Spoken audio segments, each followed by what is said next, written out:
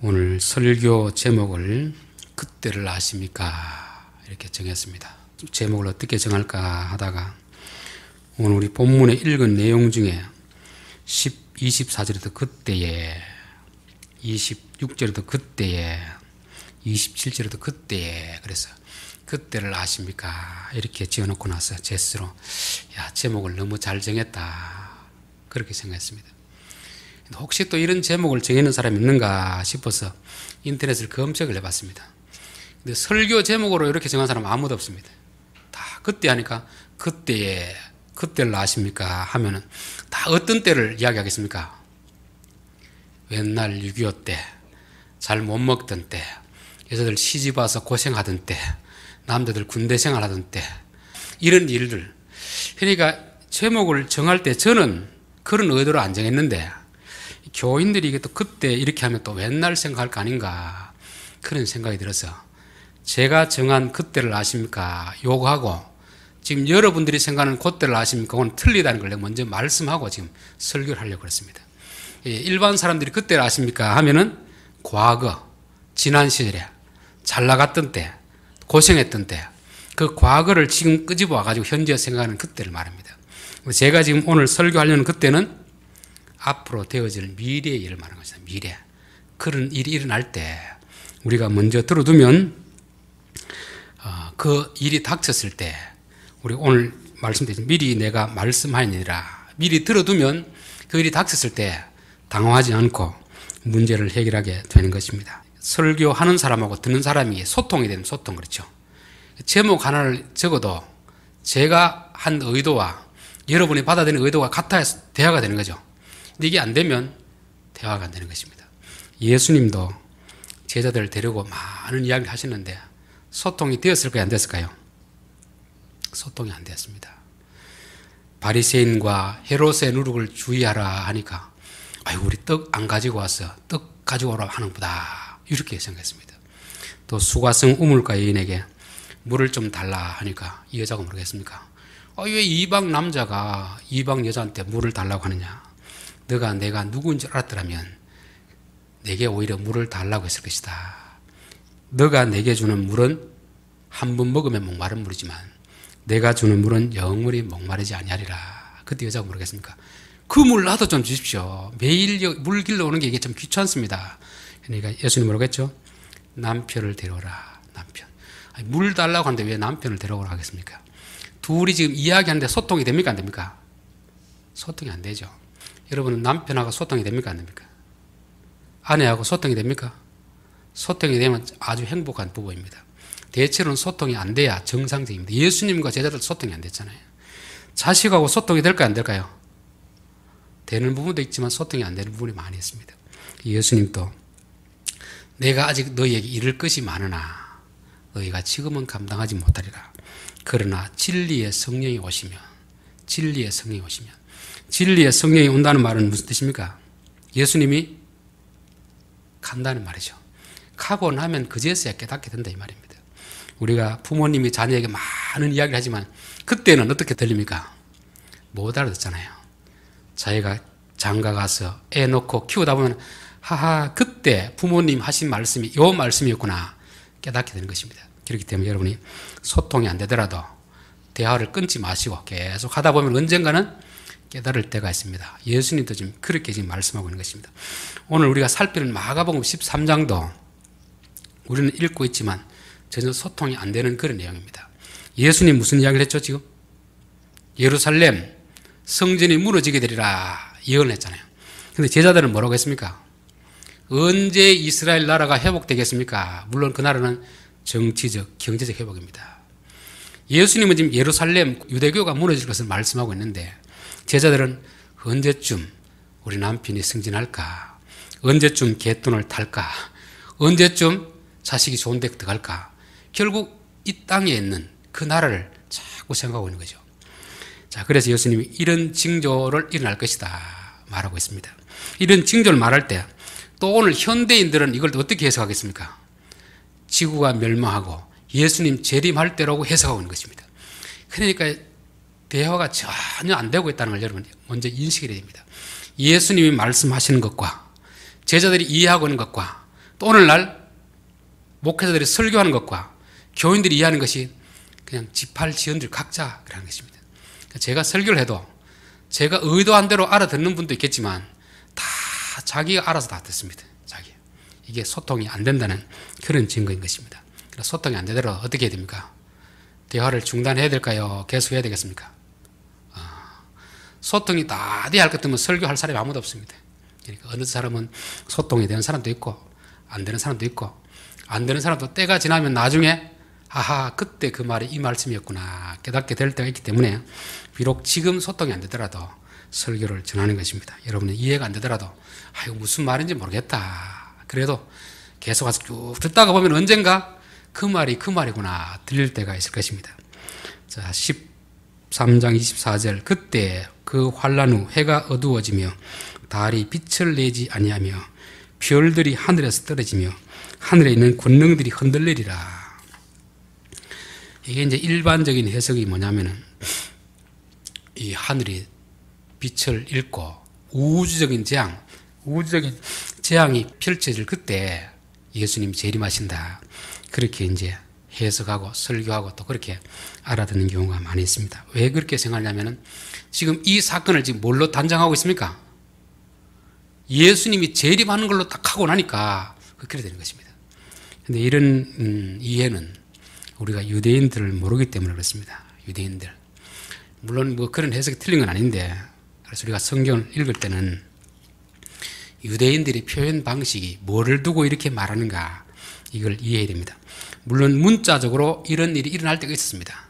출애굽기 10장에 보면은 모세가 하늘을 향하여 손을 내밀매 캄캄한 흑암이 3일 동안 애굽 온 땅에 있었다 되어 있죠. 태양이 뭘 잃었습니까? 빛을 잃은 사건이죠. 마가복음 15장 33절에 제6시가 되매 온 땅이 어둠이 임하여 제9시까지 계속되더니 예수님이 십자가에 달렸을 때 태양이 빛을 잃었습니다. 3시간 동안 깜깜하게 됐습니다. 그런데 이런 이 일이 그냥 자연적인 재앙으로 끝나는 것이 아니고 이게 뭔가를 상징하고 있는 걸 아시겠죠? 출애굽기 때 10가지 재앙은 다 뭐를 말했냐면은 그 당시 사람들이 신으로 생각했던 신으로 떠받들었던 것입니다. 그걸 하나 둘씩 하나님이 심판하시는 거죠. 태양이 빛을 잃었다는 것은 뭘 심판하는 겁니까? 태양을 심판하는 것이죠. 또 예수님이 십자가에 달려 돌아간 태양 같은 그분이 죽었다는 것을 상징적으로 보여주기 위해서 태양이 빛을 잃게 했던 것입니다. 요엘서 2장 28절에 보면 그 후에 내가 내 영을 만민에게 부어주리니 너희 자녀들이 장래일을 말할 것이며 너희 늙은이는 꿈을 꾸며 너희 젊은이는 이상을 볼 것이며 그때 내가 또 내 영을 남종과 여종에게 부어줄 것이며 여호와의 크고 두려운 날이 이르기 전에 해가 어두워지고 달이 핏빛같이 변하려니와 됐습니다. 구약시대에 이런 예언을 했습니다. 이 예언은 뭘 두고 한 것이죠?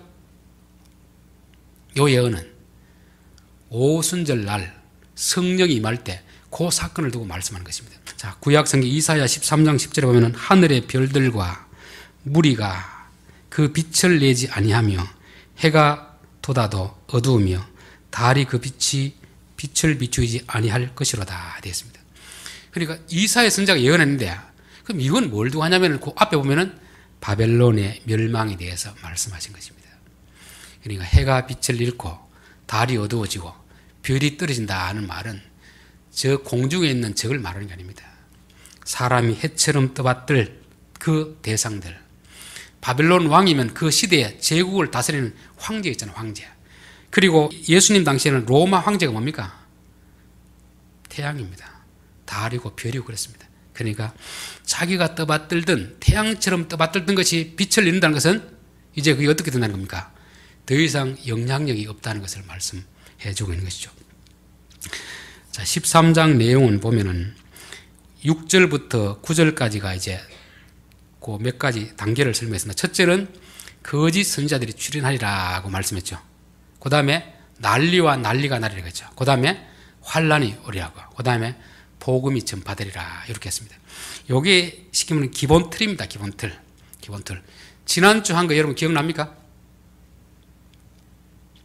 거짓 선지자들이 나타나리라 하는데 그 뒤에 뭘 붙였습니까? 거짓 선지자들이 기적과 이적을 통해서 미혹하리라 이래 있잖아요. 앞에 있는 기본 틀에다가 추가시키는 것입니다. 거짓 선지자들이 그냥 나타나는 게 아니고 뭐를 통해서? 기적을 통해서 사람들을 많이 미혹한다는 것입니다. 자, 그러면 거짓 선지자들이 나타나서 기적을 보고 사람들이 그쪽으로 다 빠져버리면 뭐가 나겠습니까? 난리가 나는 것입니다. 난리와 난리. 그리고 진리를 주장하는 사람은 핍박을 받게 되는 것이죠. 여러분, 신천지에 빠지면 어떻게 될까요? 난리가 납니다. 아비가 자식을, 자식이 아비를 고소하는 일이 일어납니다. 거짓된 가르침에 빠지면요, 그렇게 된다는 것이죠.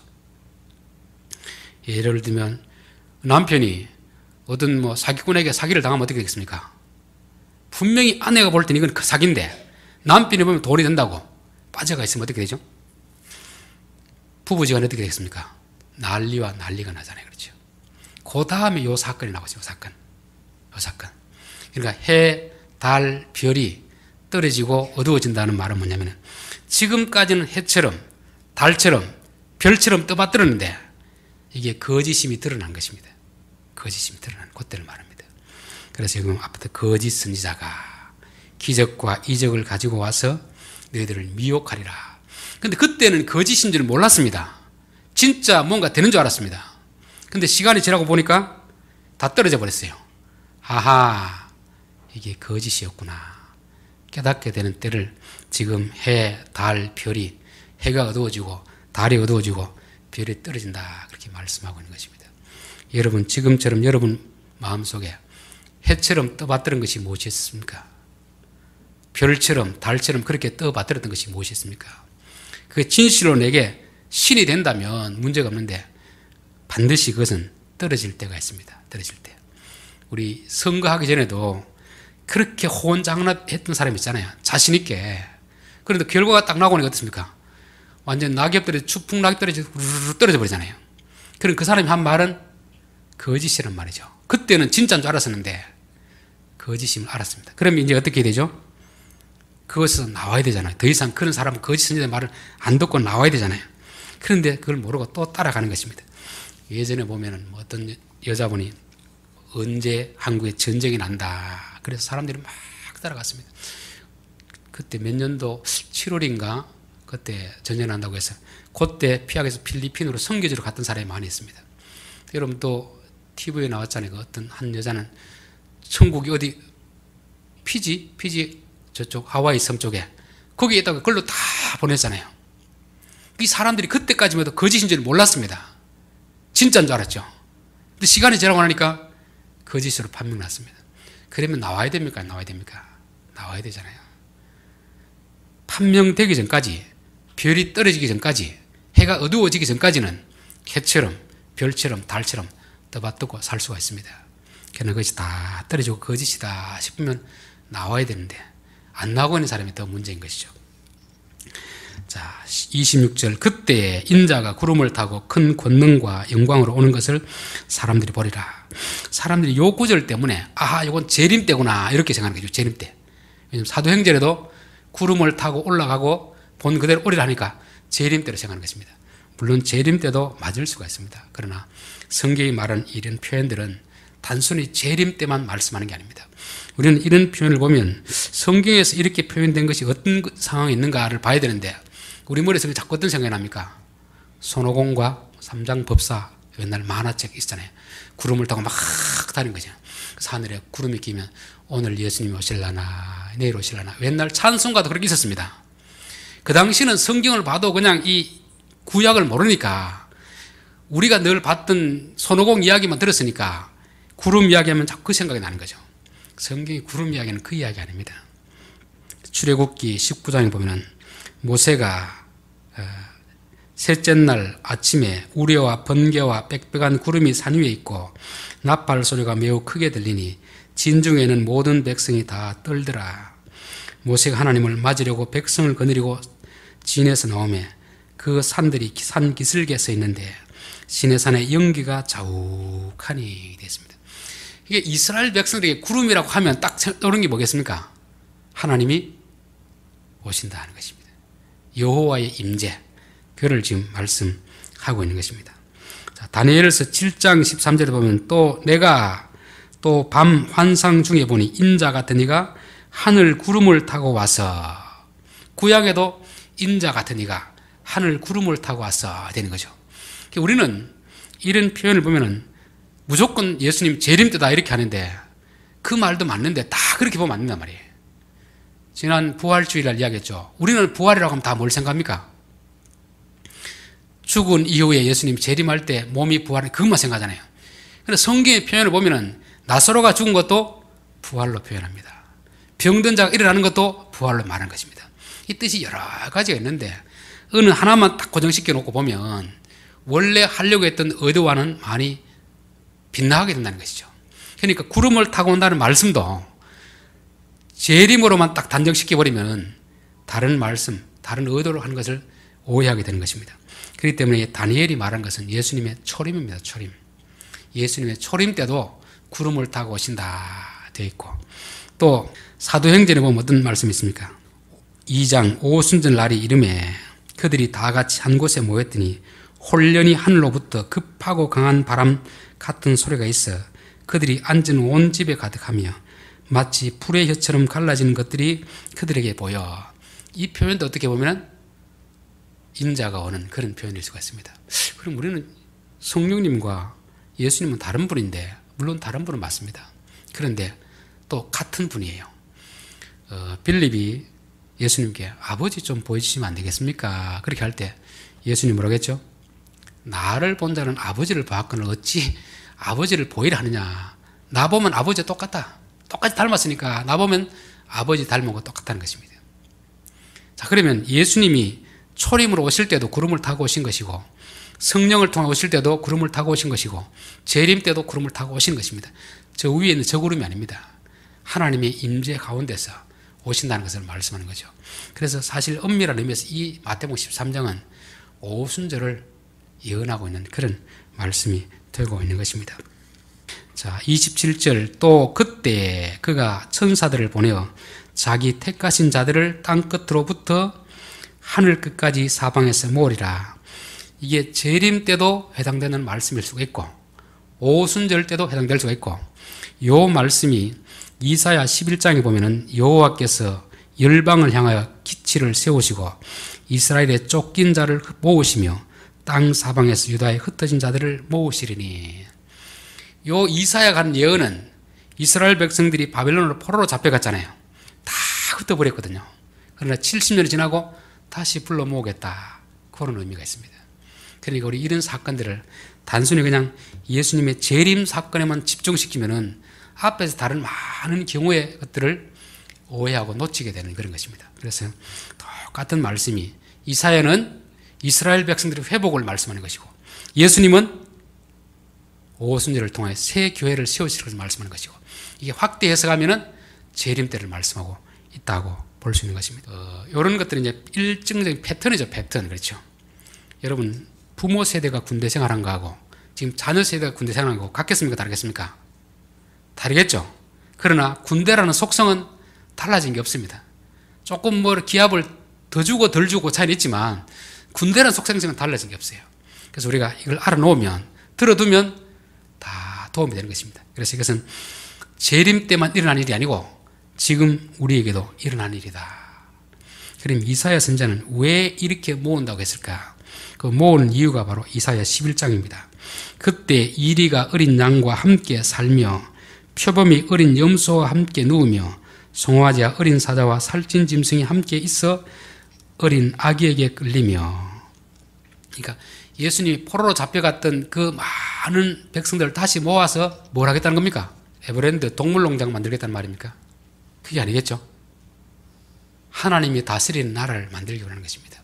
세상 나라는, 사자는 양을 잡아먹는 것이 세상 나라입니다. 하나님 나라는 사자와 어린 양이 함께 놀 수 있는 것입니다. 큰 자가 작은 자를 섬기리라. 이게 오늘 교회를 말하잖아요. 사도행전의 오순절을 통해서 교회가 생기는 걸 말하잖아요. 땅을 많이 가진 자들이 교회 앞에 내어놓고 같이 살피다, 이렇게 해서 나눠주는 이런 일들. 이 일이 결국 언제 일어나느냐? 성령이 오시면 일어나는 것을 말씀하는 것입니다. 이게 최종적으로는 예수님 재림 때 일어나지만 지금 우리의 삶 가운데도 여전히 일어나고 있습니다. 오늘 세 가지 그때를 말씀드렸습니다. 세 가지 그때. 첫 번째 그때가 뭐였습니까? 해가 어두워지고 달의 빛을 잃고 별들이 떨어지는 때입니다. 이건 우주적 재앙을 말하는 게 아니고 지금까지 우리가 해라고 생각했던가 달이라고 생각했던가 별이라고 생각들이 다 떨어질 때가 있습니다. 이건 사람들마다 다 달라요. 이게 자식이 별이 될 수도 있고 남편이 해가 될 수도 있고 돈이 별이 될 수도 있고 그렇게 붙들었는데 그게 떨어지기 전까지는 그게 마치 그 진짜인 줄 압니다. 그게 신인 줄 압니다. 그래서 요즘 젊은 사람들은 건물주가 되기를 원합니다. 창조주보다 건물주를 더 원한답니다. 빌딩 한 채 있으면 죽을 때까지 세마 받아도 먹고 사니까. 근데 이게 정말 그게 빌딩 한 채만 있으면 영원히 가겠습니까? 그렇지 않습니다. 언젠가 그것도 다 무너질 때가 있잖아요. 그렇죠? 그게 떨어지면 여러분 그때가 있습니다. 여러분이 지금까지 붙들었던 이것만 있으면 내 인생이 이제 끝났다. 행복할 것이다. 그 실망감을 좀 느껴야 됩니다. 그게 실망이 안 느껴지면 끝까지 갑니다. 끝까지. 지금까지 여러분이 진리라고 붙들었고 지금까지 희망으로 붙들었던 그것이 떨어질 때가 있습니다. 그게 떨어져야 돼요. 떨어지면 이제는 누가 합니까? 그때 구름을 타고 인자가 오시리라. 그제는 와도 믿지를 않습니다. 그렇잖아요. 그제는 와도 믿을까요? 안 믿겠죠. 왜? 여전히 해가 있고 달이 있고 별이 있는데 저게 진짜 소망이다 믿는데. 그래서 저는 코로나와 이 선거를 통해서 너무 많은 걸 하나님 깨닫게 해준다. 그 전까지만 해도 신천지 교주가 진짜 하늘의 별처럼 해처럼 그렇게 떠받들었을 거 아닙니까? 근데 다 통과하면서 저기 해가 아니구나, 별이 아니구나, 달이 아니구나. 또 총선을 치르면서도 결과가 나기 전까지 큰 소리 치면서 자기만 믿으면 다 된다고 했던 사람들 그렇잖아요. 떨어지고 나니까 어떻습니까? 거짓이었구나. 우리가 속았구나. 깨달아야 됩니다. 이게 떨어지기 전까지는 몰라요. 아무리 말해도 모릅니다. 그러나 떨어진 걸 보면 이제는 소망을 저기도 사람도 있구나. 수가성 우물가 여자도 남편을 몇 명 뒀습니까? 6명. 6명 뒀는데도 내 남편 아니라고 합니다. 첫 번째 남편 했을 때 이 남편하고 결혼하면 행복하게 해줄겠지. 해보니까 살아보니까 어떻습니까? 아니거든요. 또 바꿔왔습니다. 그전에는 돈 많은 남편. 이거 돈만 많다고 안 되네. 남편이 말이 통해야 된다. 말을 잘하는 사람 남편. 또 말만 잘해가 또 돈이 없이 안 되잖아요. 이렇게 저렇게 바꾸고 나니까 다 떨어졌습니다. 마지막 남편하고 살았는데 이 사람이 이미 남편을 아니라고 생각하잖아요. 그때 누구입니까? 진짜 신랑 되신 예수님이 구름 타고 오시는 것입니다. 우리의 신앙생활에도요. 내가 하나님 아닌 것을 하나님 붙들고 있으면 다 떨어져야 돼요. 떨어져야 누가 옵니까? 신랑 되신 예수님이 오신 것이죠. 자, 오셔서 뭐 하죠? 다 불러 모으는 것입니다. 불러 모아서 진짜 하나님 나라를 채워가시는 것입니다. 돈이 최고라고 했던 사람들, 돈이 최고가 아니다. 말씀이 최고다. 말씀대로 살아가는 것이 우리에게 진짜 행복이 있고 소망이 있다. 이걸 가르쳐주는 내용이 오늘 본문의 말씀인 것입니다. 기도드리겠습니다.